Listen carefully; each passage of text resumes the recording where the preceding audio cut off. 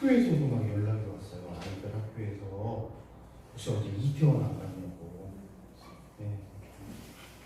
그래서 이게 뭐 이제 뭐 어제 사망 사고가 있었다 여기까지만 저는 알고 있었는데 아침에 그 문자를 받고 진짜 뉴스를 제가 큰 애가 이 정도 죽었어요 보여주는데 149명인가 140명인가 봐 압살을 당했더라고요. 너무나 안타까운. 근데 이제 대부분이 10대에서 20대 젊은 친구들이에요. 네, 정말 독자적인 진단을 할 수 있는 그런 사건이 하나 터졌습니다. 그런데 뭐 이제 할로윈데이라고 해서 많이 이태원 쪽에 모이기도 했고 또 연예인이 거기 등장하는 바람에 그 연예인을 보겠다고 몰리는 바람에 더 많은 사람들이 몰리다 보니 그런 압사 사고가 일어난 것 같습니다. 이걸 볼 때 또 마침 이번 주가 종교개혁 주간이고 또 주일이잖아요. 종교개혁이 일어난 지 505년인데 한국 기독교가 또 우리 목회자들이 우리 안에 새로운 개혁들이 좀 있어야 되지 않을까 싶습니다. 세상의 젊은 친구들이 세상의 문화와 또 그랬던 행동들로 인해서 이거는 한 생명이 그냥 가는 것도 너무 안타깝지만 이게 국가적으로도 큰 손실이고 또 우리가 우리의 신앙적으로도 그래도 한 영혼을 우리가 잃어버린 거잖아요. 어찌 보면 그게 제일 큰 것 같아요. 그들에게 예수를 이야기하지 못했다는 한 영혼을 잃어버렸다는 그 안타까움이 우리들 앞에 있습니다. 그래서 우리는 그 한 영혼이라도 또 이렇게 후회하면서 또 다른 한 영혼을 지키기 위해 오늘 말씀을 좀 생각해 보려고 합니다. 오늘 예수님은 형제가 범죄한 일에 대해서 우리가 어떻게 행동해야 될 것인지에 대해서 말씀을 해주고 계십니다. 한마디로 정의를 내리면 속전속결로 처리하기보다는 조금 더 신중하라 이런 이야기를 하고 계신 것 같습니다. 오늘 본문 15절을 보면 내 형제가 죄를 범하거든 가서 너와 그 사람과만 상대하여 권고하라. 만일 들으며 내가 내 형제를 얻을 것이요 라고 말씀하고 있습니다. 우리가 몇 주간에 걸쳐서 지금 18장, 마태복음 18장을 통해서 쭉 살펴봤는데 이걸 잠깐 간단하게 정리하면 18장 서두에는 어떻습니까? 어린아이와 같이 나 자신을 낮춰라, 겸손해져라. 그리고 나서는 작은 자를 실족해 하지 말라. 실족해 하면 연자맷돌을 매달고 바다에 뛰어드는 게 낫다. 뭐 이런 말씀들이 있고요. 그 다음에 작은 자를 뭐 하지 말라? 업신여기지 말아라. 그리고 작은 자 하나라도 잃지 말아라. 이런 말씀들을 계속 해오셨습니다. 이 모든 것은 무엇을 말씀하고 있는 거냐면 내가 나 자신이 아닌 다른 사람을 배려하고 다른 사람을 생각하라. 다른 사람에게 죄를 범하지 말아라. 이런 말씀을 하고 계십니다. 그러나 지금은 이 18장 15절에 와서는 좀 내용이 바뀌었어요. 여기서는 어떻게 바뀌었느냐? 다른 사람이 나에게 잘못했을 때 어떻게 할 것이냐? 앞에서는 나 자신이 다른 사람에게 잘못하지 말아라 라고 말씀을 하셨고 이제 15절에서부터는 그렇다면 반대로 다른 사람이 나에게 너에게 잘못하면 어떻게 할래? 라고 말씀을 하고 계십니다. 우리는 여기서 두 가지 정도 중요한 것을 봅니다. 내가 타인으로 하여금 죄에 빠지게 하는 일을 해서는 안 되고요. 누군가를 실족하게 하거나 업신여김으로 그들에게 상처 주는 일을 해서도 안 됩니다. 바로 타인이 나에게 반대로 타인이 나에게 죄를 범했을 때 내가 어떻게 처리하느냐 이 문제도 참 중요해요. 그래서 예수님은 한 부분에 치우치지 아니하시고 이번에는 나에게 죄를 범한 사람들에 대해 어떻게 행동할 것인지를 우리에게 상세하게 말씀해주고 계십니다. 우리가 앞에서 방금 읽었던 15절 말씀에 보면 내 형제가 죄를 범하거든 이라고 되어 있습니다. 이 본문을 통해서만 본다면 이 사람이 내 형제가 누구에게 죄를 범했는지 명확하게 기록은 안 되어 있습니다. 그냥 내 형제가 죄를 범하거든 이렇게 되어 있어요. 근데 표준 세번역을 보면 좀 이렇게 번역이 됩니다. 신도가 너에게 죄를 짓거든이라고 번역이 되어져 있습니다. 그러니까 형제 즉 신도가 나에게 죄를 범할 경우를 이야기하고 계신 겁니다. 그런데 왜 이 문제가 그토록 중요한지 아십니까, 여러분? 나에게 죄를 범하든 아니면 내가 아닌 다른 사람에게 죄를 범하든 그게 나와 무슨 상관이야? 라고 얘기할 수도 있겠어요.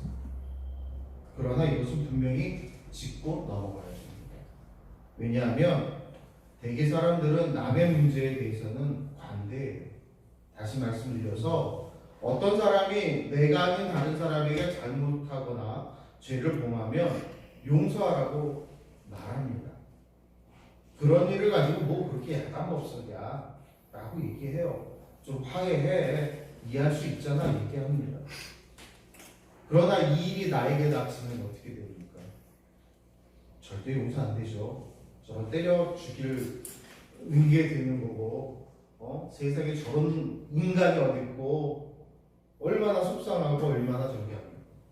다른 예를 들자면 경미한 자동차 사고가 일어났다고 가정을 해보겠습니다. 그 도로의 한복판에 이 경미한 사고가 났는데 차를 세워놓고 빼주지도 않고 거기서 실랑이를 벌이고 있어요. 그러면 뒤에 차들이 얼마나 많이 막혀요. 그러다 가면서 다 한마디씩 해요. 아, 그거 좀 차 좀 빼고 얘기하라고. 좀 별 큰 사고 같지도 않은데 좀 빼고 얘기하라고. 이 뒤에 차 막히는 거 안 보이냐고 이런 이야기 하고 지나가시는 분들이 있어요. 제3자가 봤을 땐 별거 아닌 것 같아요. 그냥 간단한 접촉사를 보는 것 같아요. 하지만 사고를 당한 당사자들에게는 되게 큰 문제예요. 일단 자동차라는 건 큰 재산인데 재산자에게 손해가 온 거고 또 이 사고가 어느 정도 충격을 받았는지 모르지만 그 차에 타고 있던 사람이 아플 수도 있잖아요. 그 당사자들에게 큰 문제인데 3자의 입장에 봤을 때는 별거 아닌 것 같이 보일 수 있다고. 그러니까 쉽게 아니 그냥 좀 빨리 해결하고 좀 차 좀 치우라고 이런 얘기를 하기도 합니다.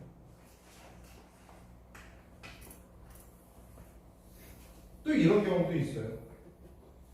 여기 목사님들도 많이 계신데 저도 그렇고요. 어떤 성도가 이제 병원에 입원을 하면 뭐 이제 목회자들 없으면 꼭 병원식만 가잖아요. 가서 뭐라고 해요?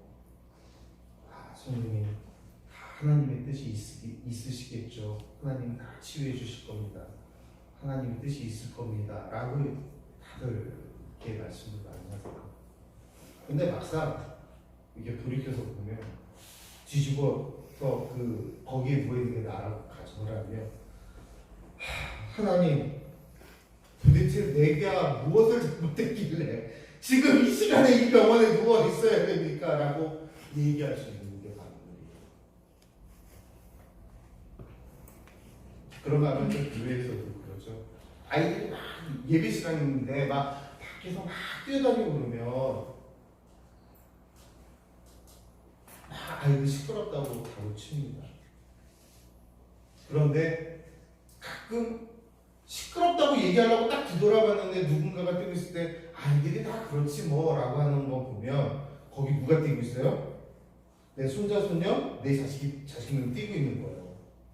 근데 나하고 연관돼서 아무도 없다 그러면 야 조용히 안 해 라고 얘기를 하죠. 그러니까 나의 일과 남의 일에 대한 생각은 천지차입니다. 만약 어떤 사람이 내가 아닌 다른 사람이 잘못했을 경우에 그것은 충분히 이해도 하고 용서해 줄 수도 있다고 생각을 합니다. 그러나 막상 그 일이 나에게 닥치면 나는 그 일 가지고 쉽게 용서가 안 될 때가 많아요. 노발대발하고 이게 지금 뭐 하자는 거야? 라고 생각할 때가 많아요. 지금 예수님은 타인에게 잘못한 부분을 언급하시는 것이 아니라 형제가 나에게 너 자신에게 죄를 범한 경우를 지금 말씀하고 있는 거예요. 그때 어떻게 할 것인가? 오늘 주님은 이렇게 말씀하세요. 먼저 너와 그 사람만 상대하여 권고하라. 왜 예수님이 나에게 죄를 범한 일에 대해서 먼저 그 상대방을 조용히 불러서 권고하라고 말씀하고 있는 걸까요? 문제가 발생했을 때는 당사자들이 먼저 만나서 조용히 해결하는 것이 가장 좋습니다.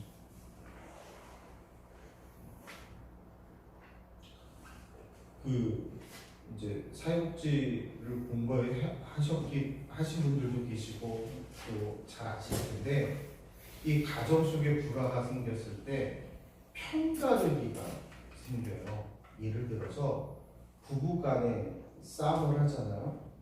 부부 싸움이 일어나면 그 집안에 있는 자녀들 중에 내 편을 만드는 거예요. 그래서 아빠가 나쁜 사람이 될 수도 있고 엄마가 나쁜 사람이 될 수도 있는 거예요. 그러니까 편가르기를 해서 그 아이들까지도 그 한 사람을 미워하고 멀리할 수 있게 된다는 거예요. 실은 그거는 두 부부 간의 문제지 아이들까지의 문제는 아니거든요. 그러니까 당사자 간에 풀어야 될 문제를 주변의 아이들까지, 내 가정의 아이들까지 해서 거기에 몰려와서 결국에 그 아이들까지도 엄마가 잘못했어, 아빠가 잘못했어 이렇게 얘기해버리면 그 아이들 마음속에 평생 뭐가 남겠어요? 교회 안에서도 마찬가지입니다. 누가 잘했다, 누가 잘못했다 했을 때 서로 편들어버리면 이게 문제가 심각해져요. 교회가 갈라져요. 목회자들도 마찬가지예요. 노예 안에서 얼마나 그런 일들이 좀 많은지 몰라요. 부끄럽게도. 제가 있는 노예에도 한 목사님이 오셨는데 그 전에 있던 교회에서 노예에서 이렇게 오라고 콜이 있는 것 같아요. 그런데 안 가신 거예요. 왜냐하면 그쪽 노예하고 나하고 아직 문제가 해결되지 않았거든. 굉장히 그쪽 노예 오래 계셨던 분이거든요. 이게 뭔가 해결되지 않았기 때문에 이게 개인 간의 문제여서 발단될 수도 있고 정말 그 개인과 노예 간의 문제일 수도 있지만 뭐가 됐든지 간에 이 상대 서로 간의 해결 방법을 찾는 것이 가장 좋습니다. 이 당사자가 만나지 않으면 문제가 해결되지 않아요. 10중 8구 뒤에서 쑥덕거리고 비방하고 헐뜯게 됩니다. 뒤에서 수군거리는 것은 매우 위험한 일이에요. 절대적으로 문제 해결의 방법이 되지 않습니다. 가장 좋은 방법은 당사자 간에 만나서 이야기를 해서 문제를 해결해야 돼요. 제 생각에는 근데 우리나라가 IT 강국이고 참 통신망이 많이 발전했잖아요. 전화나 카톡이나 이런 걸로 하는 거는 별로 바람직하지 않습니다. 이럴 때 만나서 이야기하는 게 가장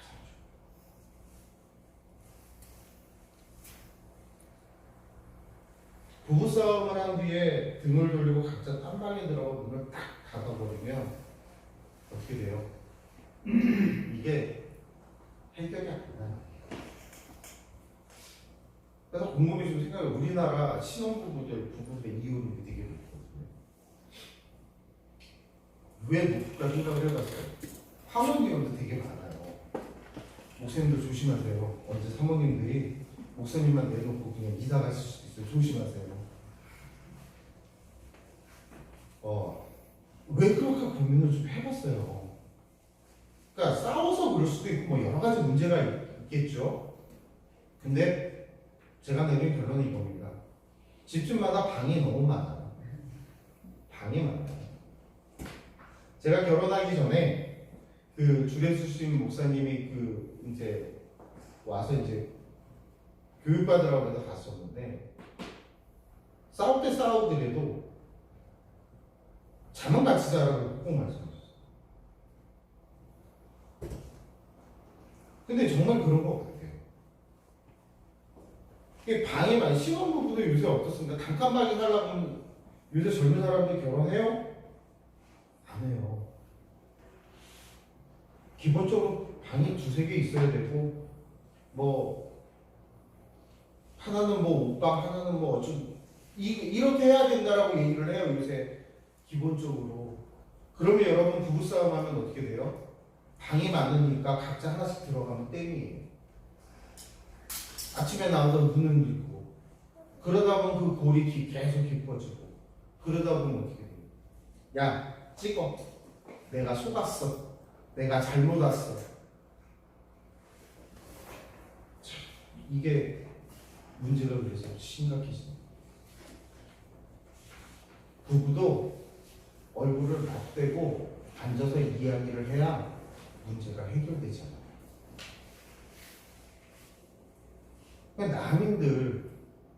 남은 더 하지 않겠어요? 같이 사는 몇십 년을 사는 부부도 내 마음, 네 마음이 다른데 어제 저희 집사람이 그러더라고요. 네 아빠는 텔레파시를 줘도 무슨 말인지 못 알아들어. 애들한테 그 얘기를 하더라고요. 당신 언제 텔레파시를 보냈어요? 보낸 좀 많아 그러더라고요. 그러니까 옛날 같으면 저희가 18살에 만나갖고 12년을 연애하고 결혼을 했거든요. 뭐 아면 어하고 이게 척척 맞는 것 같았는데 그렇게 연애를 하고 20년을 같이 사는에도 불구하고 못 알아듣는다 그러니 남은 오죽하겠냐고요. 남은 오죽하겠냐고. 그러니까 문제가 발생되면 얼굴과 사람과 사람이 만나요. 그냥 그래야지만 문제를 해결할 수 있어요. 그래서 예수님은 피해자가 먼저 가서 가해자를 찾아가라고 얘기해요. 내가 피해를 받았는데 어떻게 보면 나에게 상처 준 사람이 먼저 찾아와서 아유 제가 잘못했습니다. 죄송합니다. 해도 풀릴까 말까 한데 피해를 받은 네가 먼저 가라고.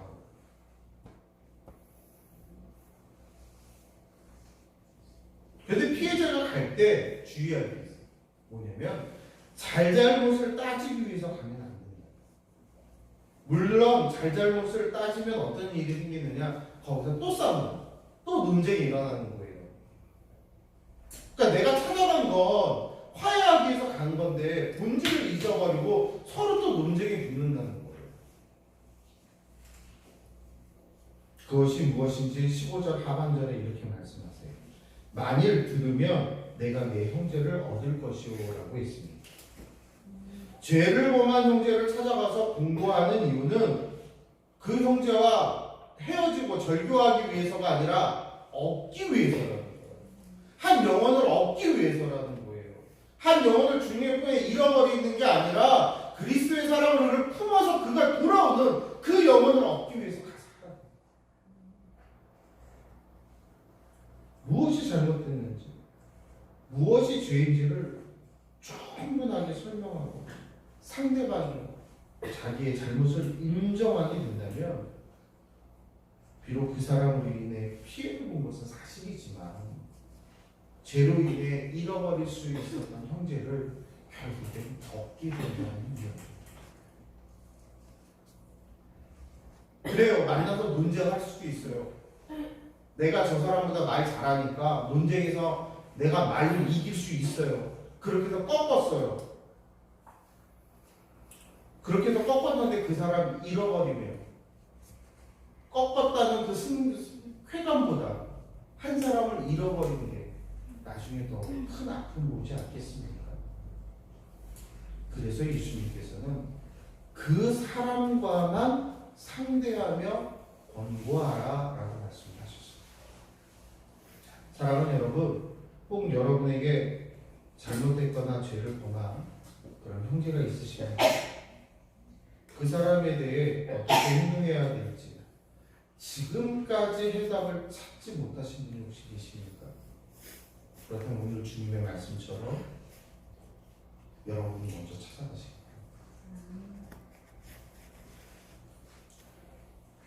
잘못한 그 사람이 나에게 찾아와서 사과를 할 때까지 기다리는 것이 아니라 내가 먼저 찾아가는 거야. 그런데 또 하나는 찾아갈 때 나 오늘 누구 찾아가. 그 사람이 나한테 잘못했거든. 사방팔방 소문내고 가는 거야. 조용히 아무도 모르게 그리고 찾아서 조용히 찾아가서 대화하는 거야. 전은 이렇고 후는 이렇고 차근차근 설명하면서 그로 인해서 서로 간의 관계가 얼마나 불편하게 됐는지 설명하고 나서는 죄에 관한 하나님께서 절대로 기뻐하시지 않기 때문에 우리 서로가 용서합시다. 서로가 이해합시다라고 이야기하는 거예요. 자, 그런데 이런 얘기를 들은 후에도 이 사람이 회개한다면 한형제를 얻게 되는 거겠지만 회개하지 않는다면 어떻게 하라 그랬어요? 16절에 만일 듣지 않거든 한두 사람을 데리고 가서 두세 증인의 입으로 말마다 확증하게 하라 그랬어요. 혼자 조용히 가서 대화를 통해서 나에게 잘못한 사람에게 잘못을 인정하게 하고 하나님 앞에서 회개하게 할 수 있다면 그보다 더 좋은 일은 없을 겁니다. 그러나 그렇게 되지 않을 때, 그럴 때는 어떻게 해야 될까요? 저 인간은 이제 희망 없어. 포기해. 내가 괜한 수고를 했어. 이렇게 포기해야 될까요? 그렇지 않습니다. 오늘 예수님의 말씀은 그래도 포기하지 말라라는 거예요. 오히려 또 다른 방법을 제시하라는 겁니다. 즉 한두 사람의 증인을 데리고 가서 다시 권면하라는 거예요. 그런데 예수님은 3명도 아니고 4명도 아닌 한두 사람을 데리고 가라고 했습니다. 물론 여기서 뭐 1명이냐 2명이냐 이게 중요하진 않습니다. 숫자에 얽매여서 우리가 이 본문을 볼 필요는 없는데 예수님이 굳이 한두 사람이라고 이야기하는 이유는 뭐냐? 사람을 설득하거나 잘못한 것에 대해서 많은 사람이 웅성웅성하고 우호하는 것은 안 좋기 때문에 오히려 그 사람이 더 곤란해질 수 있다는 겁니다. 이상하게 되어질 수 있어요. 야, 이거 어디 가서 얘기하면 안 돼. 이거 얘가 잘못한 건데 내가 오늘 가서 얘기할 거야. 너 이거 절대 어디 가서 얘기하면 안 돼. 이 얘기는 뭐예요? 너 절대 어디 가서 떠벌리고 다녀야 돼. 이 얘기입니다. 여기저기 얘기할 필요 없다. 많은 사람이 알면 문제가 해결될 수가 없어요. 우리 사모님들, 목사님들 속이 얼마나 새카맣게 탔는지 아십니까? 성도들에게 어떤 얘기를 듣고 어떤 고민결을 들으면 목사님 같이 보면 미치는 거죠. 이러지 저러지도 못하고. 그렇다고 목사님들이 집에 들어가서 사모님들한테 그 어느 집사가 있잖아. 어느 집사랑 뭐 얘기하나요? 또 얘기 안 하세요? 혼자 알고 이거 문제를 어떻게 해결해야 되나. 그러니까 우리 목사님들도 좀 불쌍히 여겨주세요. 사모님 귀하게 여겨주세요. 속들이 새까맣게들 좀 탔던 그 속들이 이제 좀 회복되어져 가고 있을는지 몰라요.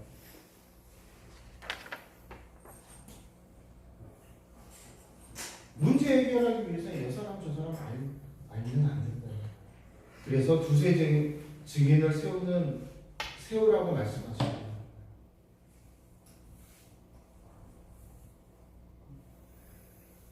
이 두세 명의 증인을 세우라는 것은 이 사람이 빠져나갈 구멍이 없게끔 하려고 하는 게 아니라 회개할 길을 열어주려고 하는 거예요. 기회를 주라는 뜻이에요.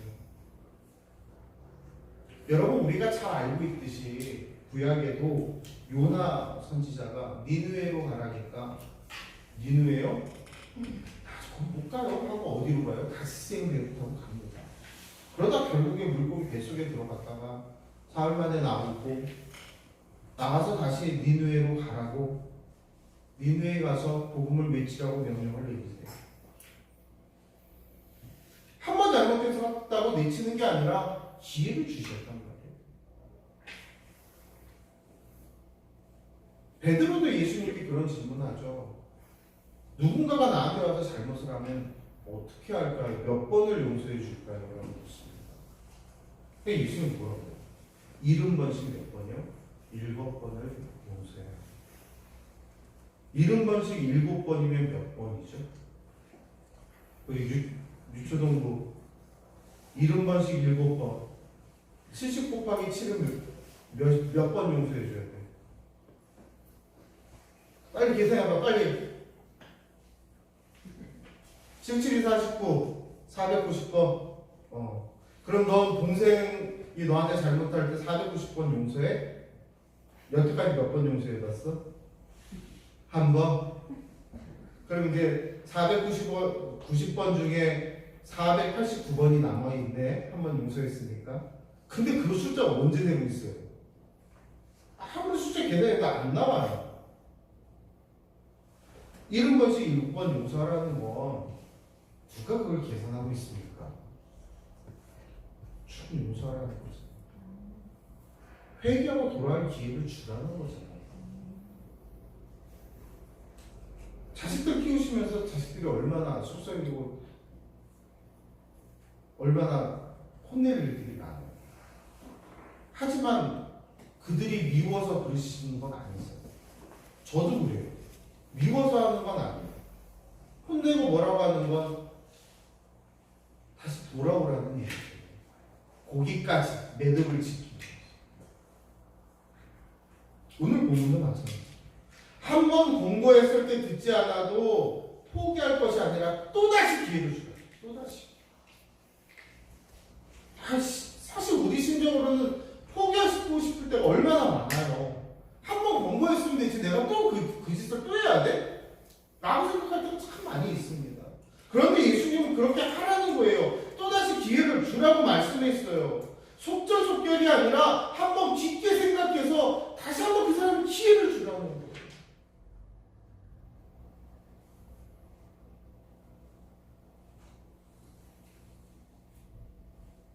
또 다른 기회를 그들에게 줘요. 기회를 제공해야 돼요. 그것이 바로 참된 그리스도인의 삶의 모습이에요. 여러분 우리는 잘못 안 하나요?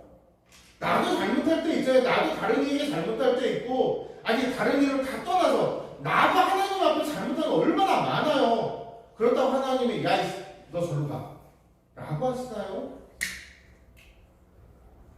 내 안에 계신 성령님이 야 너 곧다구로 해? 나 갈 거야 하고 가시나요?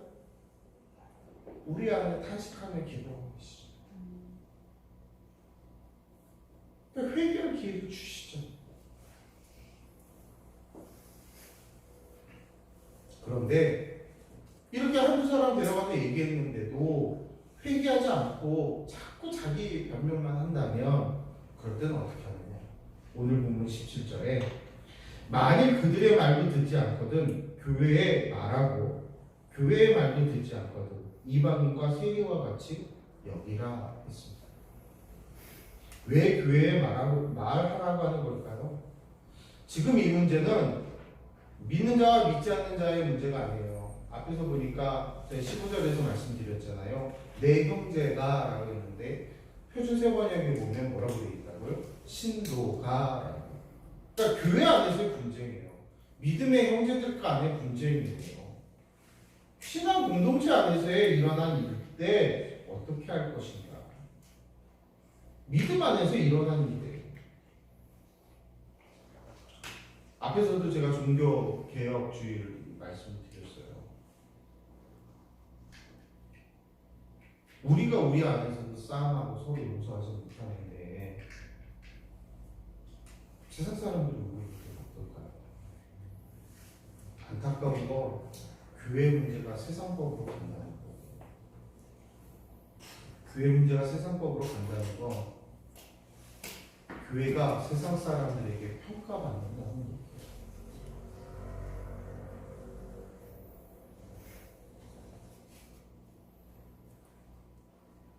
우리가 우리 안의 잘못들 덮자는 게 아니에요.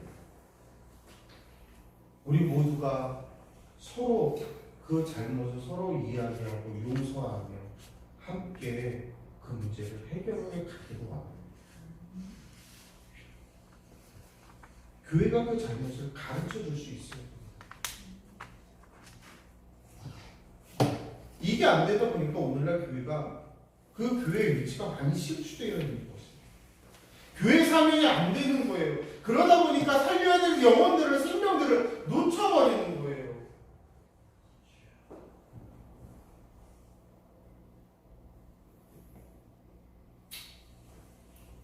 우리가 좀 바뀝시다. 우리의 교회의 권위를 회복할 수 있게. 그거는 그냥 너나 잘하세요 한다고 너나 잘해서 해결되지는 않아요. 적어도 내가 하나님의 자녀라요. 적어도 내가 예수 그리스도를 믿고 그의 제자의 삶을 살겠다고 한다면 우리가 좀 바뀌죠. 그 바뀐 자들이 모여있는 교회가 건강해지고, 그 건강함이 다시 교회의 권위를 세우고 다시 세상 속에 시중이 되어질 수 있기를 바랍니다.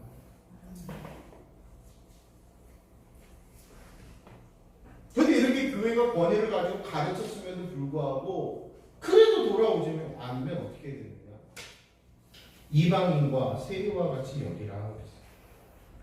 이 당시에 이방인들은 개나 돼지 취급다고 했어요. 업신여겼어요. 심지어는 어느 정도까지였냐면 사마리아인들을 볼 때는 그 지옥에서 쓸 땔감 정도로 생각했어요. 근데 요새 지옥에 땔감이 부족하답니다. 한국 사람들이 와갖고 불 좀 더 떼펴달라고 찜질하기 좋다고. 찜질방 한 번은 못 가셨죠? 코로나 때문에. 이만큼 이 이스라엘 사람들이 이방인들을 또 세리를 개돼지 취급했고 지옥에 쓸 땔감 정도로 생각을 했다. 상종하지 않아. 왜 이러느냐? 그 죄가 들어와서 교회를 망칠까봐 그걸 했다는 거예요.